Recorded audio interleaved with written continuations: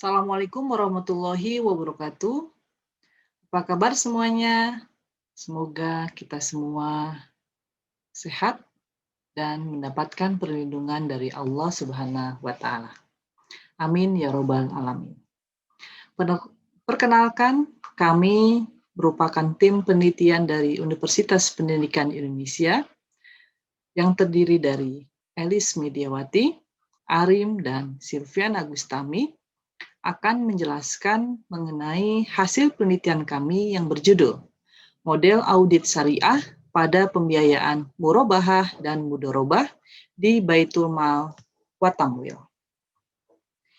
Baitul Mal wa Tamwil atau yang biasa kita sebut dengan BMT merupakan lembaga keuangan mikro yang dioperasikan dengan prinsip bagi hasil, menumbuh kembangkan bisnis usaha mikro dalam rangka mengangkat derajat, martabat, dan membela kepentingan kaum fakir miskin. Sebenarnya antara Koperasi Jasa Keuangan Syariah atau KJKS dan BMT itu sama saja. Hanya saja perbedaannya pada lembaganya, yaitu pada koperasi syariah hanya terdiri dari satu lembaga saja, yaitu koperasi yang dijalankan dengan sistem syariah, sedangkan pada BMT terdapat dua lembaga, yaitu Baitul Mal dan Tamwil.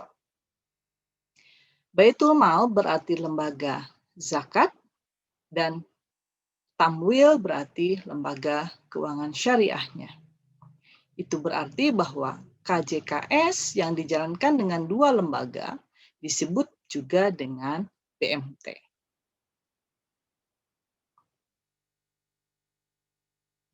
Selain prinsip syariah yang menjadi basis fundamentalnya, keunggulan BMT dalam hal operasional dilakukan dengan cara pendampingan kepada para anggotanya.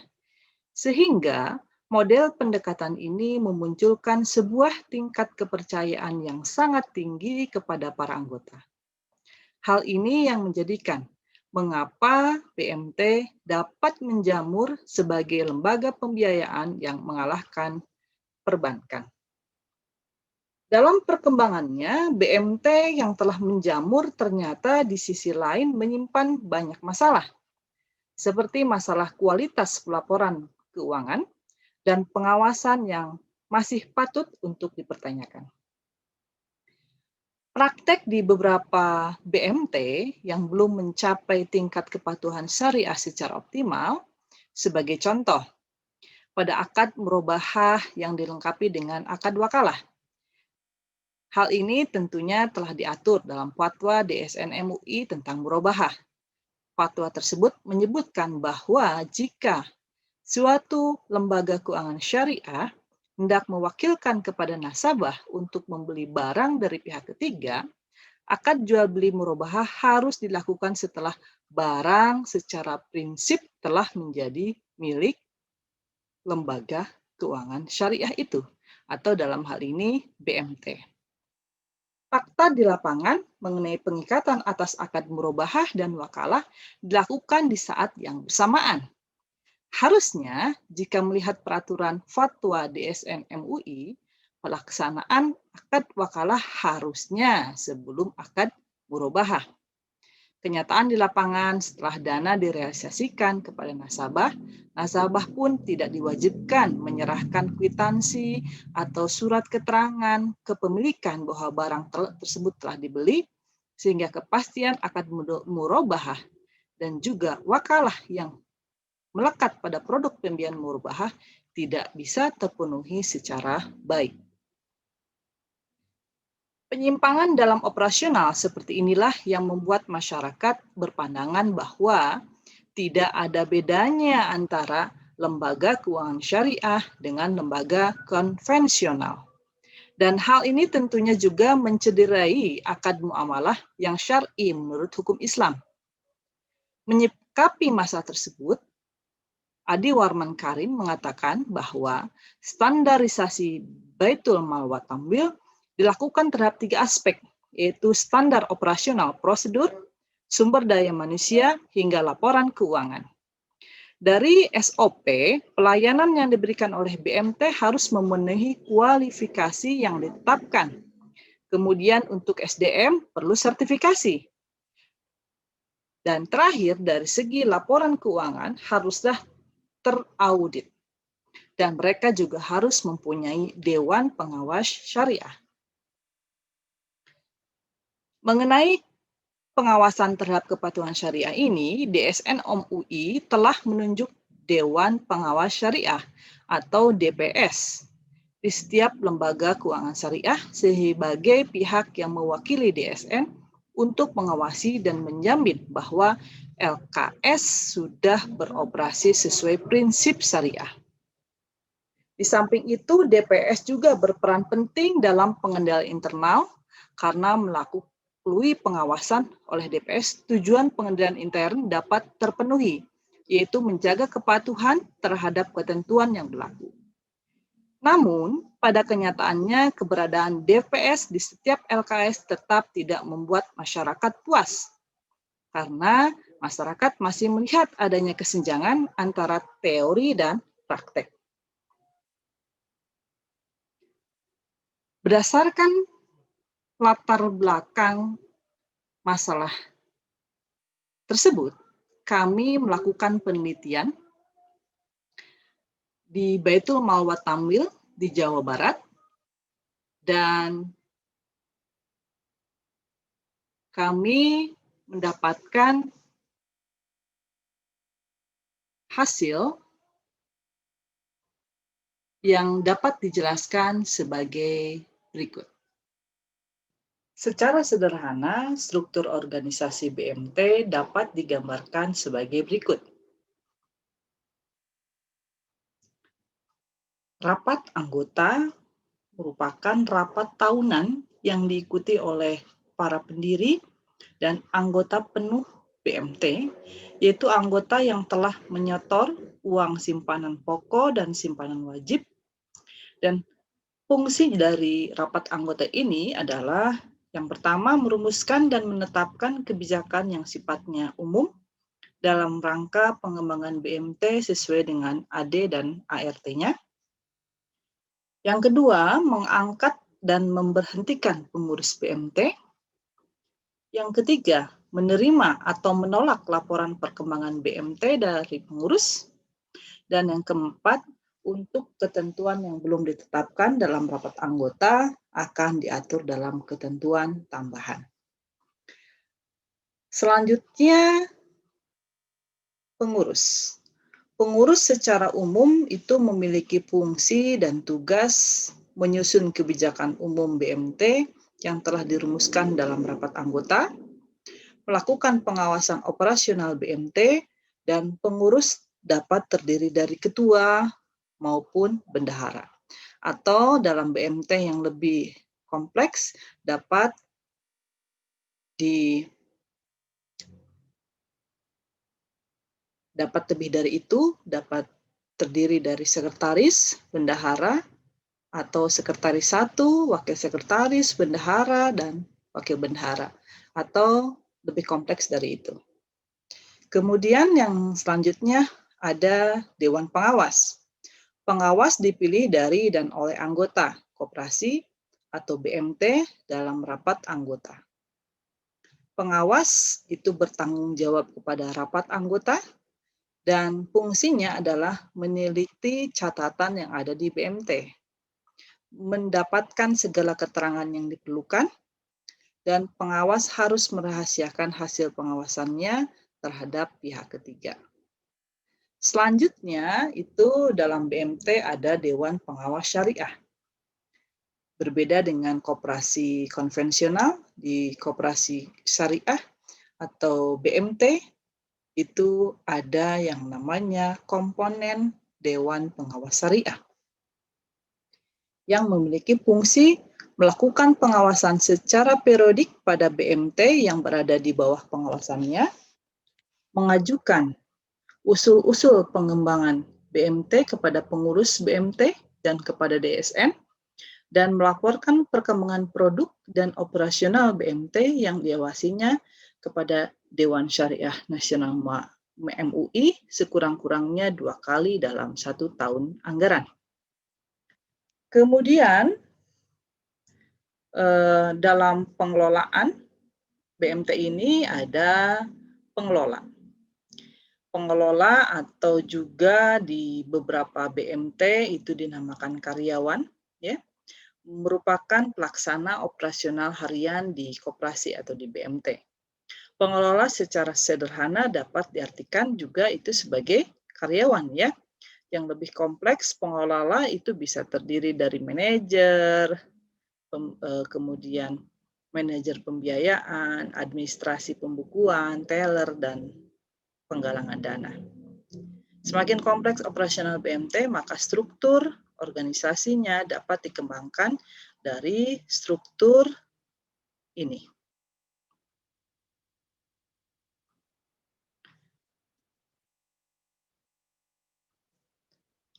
Berdasarkan persamaan dan perbedaan dari fungsi audit yang dilakukan oleh yang tadi, ya, Dewan Pengawas Syariah dan pengawas di BMT, maka kami mengajukan model audit yang terpadu untuk lembaga keuangan mikro, yaitu BMT, dan model yang diajukan seperti gambar yang dapat dijelaskan seperti gambar di sini,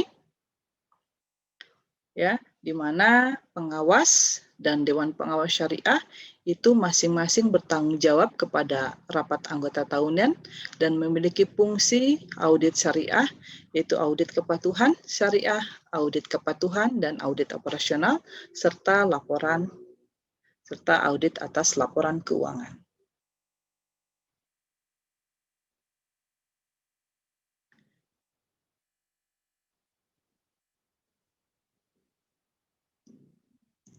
Model ini dapat dijelaskan yang pertama, audit atas kepatuhan syariah dan audit atas laporan keuangan itu merupakan tugas dari Dewan Pengawas Syariah atau DPS.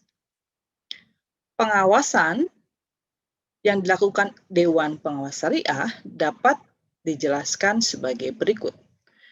Yang pertama, ruang lingkupnya. Ruang lingkupnya itu menjadi 2 bidang. Yang pertama, pengawasan kepada struktur organisasi dilakukan kepada setiap pengurus BMT. Yang kedua, jika DPS menemukan kinerja pengurus dan karyawan BMT kurang atau tidak sesuai dengan prinsip syariah, maka DPS dapat mengambil tindakan. Yang ketiga, pengawasan operasional pada produk dan operasionalisasi produk yang dikeluarkan oleh BMT. Sama halnya dengan lingkup organisasi struktur dalam pengawasan ini, DPS dapat mengambil tindakan manakala menemukan operasional usaha yang dibiayai kurang atau tidak sesuai dengan prinsip syariah. Pengawasan tidak hanya bertujuan pada aspek produk saja, namun juga bertujuan menciptakan sumber daya manusia yang memahami syariah sehingga akan lebih dapat memaksimalkan operasional pada produk dan usaha. Baitul Mal wa Tamwil. Itu merupakan ruang lingkup pengawasan DPS, ya. Ruang lingkup pengawasan DPS itu audit kepatuhan syariah, audit operasional, dan audit atas laporan keuangan. Kemudian selanjutnya, tahapan pengawasan yang dilakukan oleh DPS adalah yang pertama, perencanaan pengawasan. Pada tahap perencanaan ini, DPS membuat rencana terkait dengan tahapan pengawasan yang akan dilaksanakannya. Tahapan ini merupakan tahapan penting dan paling mendasar karena hasil dalam tahapan ini yang akan menjadi acuan dan pedoman dalam melaksanakan pengawasan kepada BMT. Perencanaan pengawasan disesuaikan dengan ruang lingkup pengawasan DPS. Tahapan yang kedua yaitu menyiapkan dan mereview kertas kerja pemeriksaan. Tahapan ini merupakan tahapan operasional dari tahapan pertama. Pada tahapan ini, DPS melakukan tugasnya sesuai dengan rencana yang telah dibuat untuk memudahkan pengawasan. Maka dalam tahap ini, DPS dapat melakukan salah satu bentuk pengawasan dengan melakukan peninjauan kertas kerja pemeriksaan. Yang ketiga, menyusun laporan. Laporan dalam tahapan akhir ini merupakan tahapan pengarsipan yang dilakukan oleh DPS. Hal ini penting agar setiap perkembangan pengawasan dapat dimonitoring sebagai bahan evaluasi kerja dan pertimbangan dalam menentukan model pengawasan yang akan dilakukan pada masa mendatang.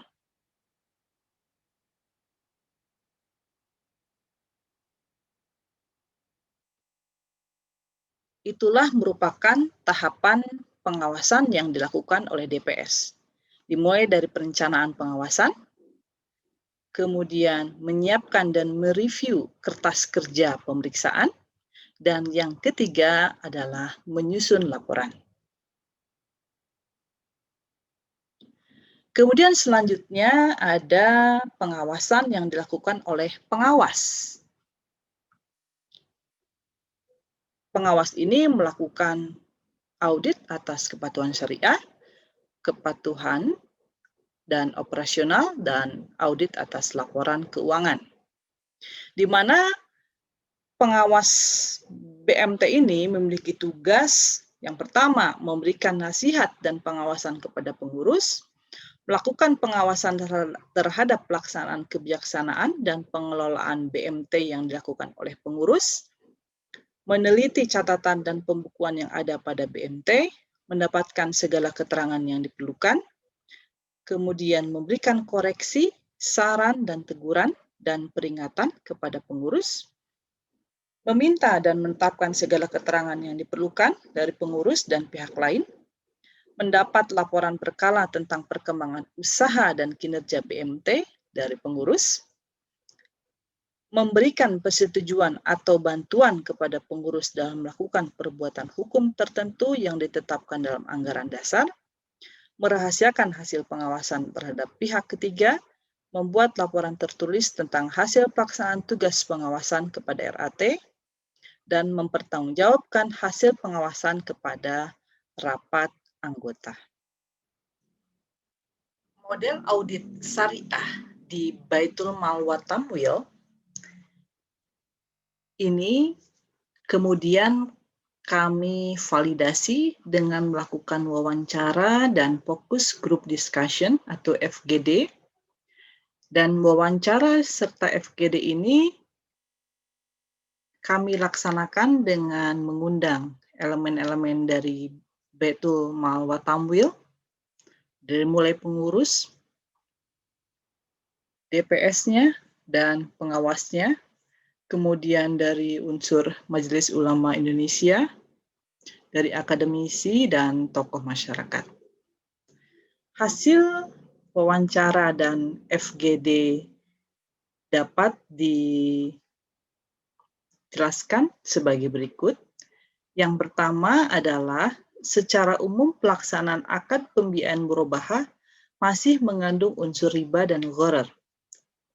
Murabahah secara umum dilakukan dengan akad wakalah, namun dalam pelaksanaan BMT memberikan sejumlah uang kepada anggota yang mengajukan pembiayaan, di mana selanjutnya anggota tersebut menggunakan uang tersebut untuk membeli barang yang disepakati dalam akad atas nama BMT.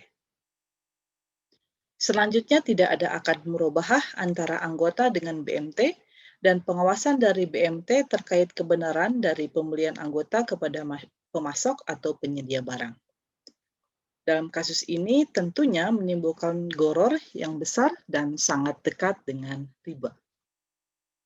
Kedua, berdasarkan hal tersebut, unsur DPS dan MUI serta tokoh masyarakat memberikan masukan dalam FGD ini bahwa sebaiknya untuk BMT yang kecil dan menengah tidak melaksanakan akad murabahah dengan wakalah, namun melaksanakan akad murabahah saja.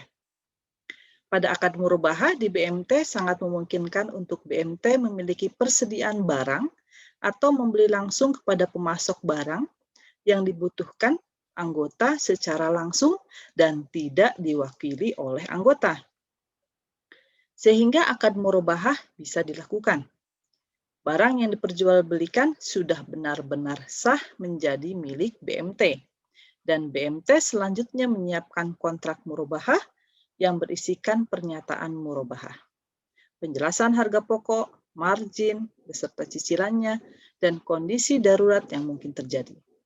Dan selanjutnya, akad murabahah pun terlaksana dengan baik dan benar. 3. Adapun untuk BMT yang besar, di mana transaksi pembelian barang tidak dapat tertangani oleh BMT secara langsung, maka akad murabahah dapat dilakukan dengan akad wakalah. Dengan catatan, fungsi audit dari pengawas dan DPS dilaksanakan dengan baik. Diharapkan akad murabahah dengan wakalah ini benar-benar terawasi pelaksanaannya, sehingga tidak terkesan BMT memberikan sejumlah dana seperti memberikan dana pinjaman berbasis riba. Keempat, akad mudharabah sangat jarang dilaksanakan oleh BMT. Bahkan secara umum tidak memiliki transaksi mudharabah. Berdasarkan hasil survei dan diskusi dengan pengurus BMT, hal itu terjadi disebabkan oleh risiko yang besar yang harus ditangani oleh BMT, di mana anggota yang berakad mudharabah tidak mampu menyusun laporan keuangan meskipun laporan keuangan sederhana. Sangat berisiko adanya moral hazard dari anggota untuk memanipulasi jumlah bagi hasil, kurangnya sumber daya BMT untuk mengawasi kegiatan usaha bersama, dan bisnis atau usaha yang tidak memiliki prediksi going concern. Jadi pada intinya akad mudharabah itu memiliki risiko yang lebih tinggi dibandingkan akad-akad lainnya, termasuk akad murabahah. Sehingga dalam hal aplikasi mudharabah di BMT itu harus bisa lebih hati-hati pelaksanaannya sehingga tidak menimbulkan risiko yang tinggi yang ditanggung oleh BMT. Kelima, berdasarkan fenomena akad mudharabah tersebut, akademisi dan anggota MUI serta tokoh masyarakat memberikan masukan, yaitu sebaiknya mudharabah pada BMT kecil dan menengah tidak dilaksanakan, karena mengandung unsur risiko yang tinggi dan dapat menyebabkan ketidakstabilan BMT. Solusi untuk anggota yang memerlukan pendanaan untuk perluasan usaha adalah akad murabahah, yaitu jual beli cicilan atau barang atas barang atau alat yang diperlukan oleh anggota untuk perluasan usaha tersebut. Adapun untuk anggota yang memerlukan pendanaan selain pembelian barang atau alat, maka dapat dilakukan dengan akad qard, di mana BMT memberikan pinjaman sukarela tanpa tambahan dari pokok. Jadi, dalam FGD dan wawancara, ada masukan bahwasanya untuk BMT kecil maupun BMT yang menengah itu sebaiknya tidak melaksanakan akad mudharabah, dan solusinya jika anggota memerlukan barang atau memerlukan modal untuk perluasan usaha, maka solusinya adalah jual beli secara cicil atas barang modal yang diperlukan. Gitu. Dengan berbasis akad murabahah. Yang keenam, akad mudharabah dalam BMT besar dapat dilaksanakan dengan catatan BMT mampu melakukan studi kelayakan bisnis yang diajukan oleh anggota dengan baik dan tepat, dan memiliki sumber daya untuk melakukan pengawasan terhadap usaha atau bisnis anggota selama umur akad mudharabah. Yang ketujuh, berdasarkan hasil survei dan diskusi, secara umum fungsi DPS tidak terlaksana dengan baik. Hal tersebut disebabkan oleh keberadaan DPS hanya untuk memenuhi syarat pengajuan BMT menjadi badan resmi atau menyesuaikan dengan aturan BMT sebagai lembaga keuangan syariah di Indonesia. DPS dapat merangkap di banyak BMT dan BMT tidak memiliki kapasitas besar memberikan pekerjaan pengawasan atau audit syariah kepada BMT, disebabkan posisi DPS secara umum secara sukarela. Secara umum, DPS lebih bersifat sebagai konsultan untuk BMT dan itu pun sangat jarang dilakukan konsultasi antara BMT dengan DPS. Hal ini merupakan salah satu masalah yang umum dihadapi oleh BMT. Yang 8, audit dilakukan oleh pengawas BMT, yaitu pengawasan terhadap transaksi dan kepatuhan aturan BMT dan audit atas laporan keuangan yang disusun oleh pengurus. Demikian penjelasan dari kami mengenai hasil penelitian tentang model pembiayaan murabahah, model pembiayaan mudharabah, dan model audit syariah pada pembiayaan murabahah dan pembiayaan mudharabah di Baitul Mal wa Tamwil atau Koperasi Jasa Keuangan Syariah. Semoga bermanfaat. Salam sukses, salam bahagia, dan salam sehat. Salam dari kami semua. Terima kasih. Assalamualaikum warahmatullahi wabarakatuh.